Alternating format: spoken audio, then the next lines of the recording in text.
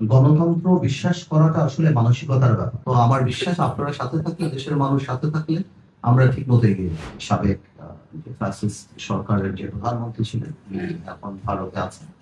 আমরা জানি এবং আমাদের সরকারের তরফ থেকে যেটা আমরা জানতে পেরেছি যে যে কন্ডিশন গুলি দেওয়া হচ্ছে এবং আমার জানা মতে ফর্মালি না, ইন্ডিয়ান এক্সপ্রেস পত্রিকা আমরা দেখেছিলাম যে ব্যাপারটা নাকি এখন ওনারা আদালতের মাধ্যমে নাকি করবে।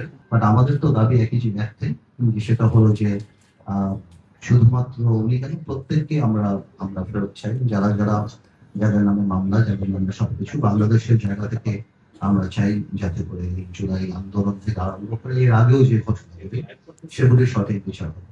দেখুন, গণতন্ত্র বিশ্বাস করাটা আসলে মানসিকতার ব্যাপার।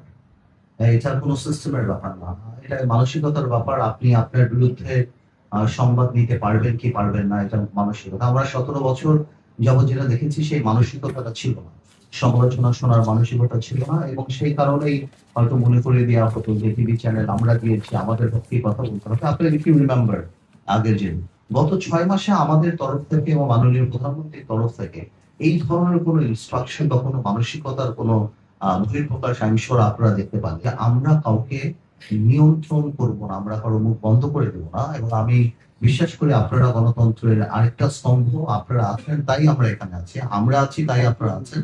আমরা সবাই মিলে দেশকে এগিয়ে নিয়ে যাবো এবং আমাদের ওই কোনো মানসিকতা নেই কাউকে বন্ধ করার, কাউকে থামিয়ে রাখার বা এটা।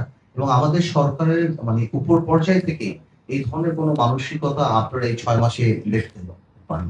তো আপনাদেরও আমাদেরকে সহযোগিতা করতে হবে যাতে করে আমরা ভালো করে করি। আপনি তো নিউজ করতেই পারেন। আজকে বাংলাদেশে 4,500 ইউনিয়ন আছে। 4,500 ইউনিয়নে 9টা করে ওয়ার্ড হলে 36,000 ওয়ার্ড আছে। 36,000 ওয়ার্ডেই কোথাও না কোথাও কোনো না কোনো পেটি ক্রাইম হচ্ছে।